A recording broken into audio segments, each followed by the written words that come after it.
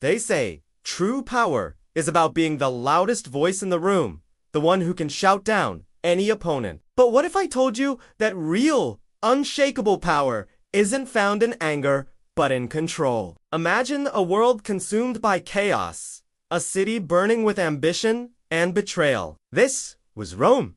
And out of this inferno, one man rose not with a sword of fire, but with a mind of ice. His name was Augustus Caesar, and his secret weapon was simple yet profound. Self-control creates power. After the shocking assassination of his great uncle, Julius Caesar, Rome wasn't just a republic, it was a battleground. The air was thick with the stench of civil war, betrayal, and blood. Powerful men like Mark Antony and the senators who had conspired against Caesar were carving up the empire for themselves. Everywhere you looked, there was division and destruction. It was a time of pure, unadulterated chaos. Into the storm stepped a young man, barely 19 years old. His name was Octavian, the man who would later be known as Augustus. He was Caesar's adopted son and heir. Logically, he should have been consumed by grief and a burning desire for revenge. Everyone expected him to be rash, emotional, and easy to manipulate. They saw him as just another pawn in their deadly game. He could have easily chosen the path of tyranny, ruling through fear and brute force, just like so many before him. He could have matched the anger of his enemies with his own fury, but he didn't. He chose a different path. He chose patience. He chose strategy.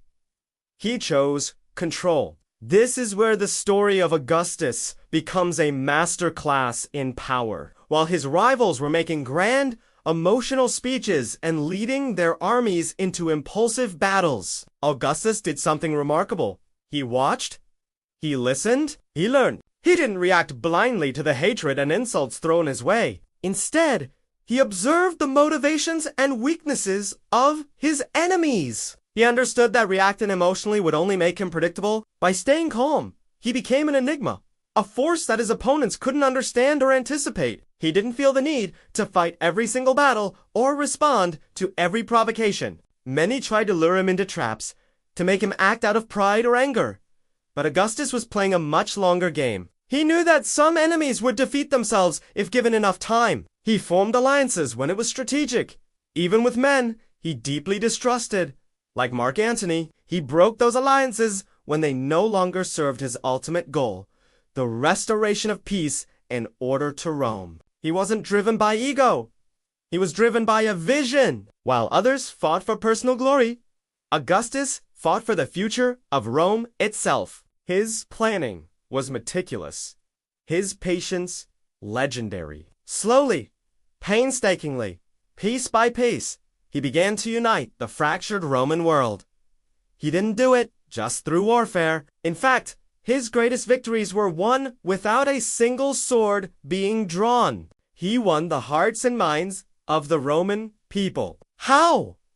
By bringing them what they craved most: stability. He used his immense wealth, inherited from Caesar, to pay the soldiers, to feed the hungry population of Rome, and to rebuild the city's crumbling infrastructure. He understood that true power wasn't about conquering foreign lands, but about building a foundation at home. He built magnificent temples, public baths, and aqueducts. He built roads that connected the vast empire, fostering trade and communication. He reformed the laws, creating a system that was fair and just, protecting the rights of citizens. He established the Praetorian Guard to maintain order in the capital. He gave people a sense of security and hope that they hadn't felt in generations. He created a vision for a peaceful, prosperous future, the Pax Romana, the Roman peace-up period of unprecedented tranquility that would last for over 200 years. His calm demeanor became his unshakable strength. His discipline,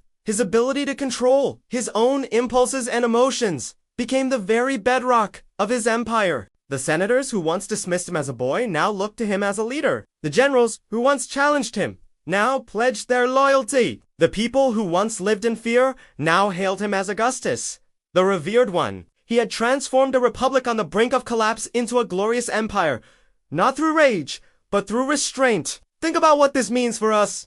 Right here, right now, we live in a world that constantly tries to provoke a reaction from us. Social media, the news, even our personal interaction sits, all designed to trigger an emotional response. Anger, fear, outrage, and in that moment of reaction, we lose our power. We become predictable. We become controllable. True power is not in the thunderous shout. It's in the strategic silence. It's not in the impulsive act of revenge. It's in the discipline of restraint. It's the ability to pause, to observe, and to act with intention rather than emotion. When you can control your own mind, when you can master your own impulses, you become the ruler of your own world. You stop being a pawn in someone else's game and start designing the board yourself. So, I ask you to be like Augustus. When faced with chaos, find your calm. When faced with hatred, find your wisdom. When faced with pressure, find your strength, not in reacting, but in acting. Be unshakable. Be strategic. Be the architect of your own peace. Stay calm, stay focused, and build your own empire. Whatever that may be. Your career, your relationships, your personal growth.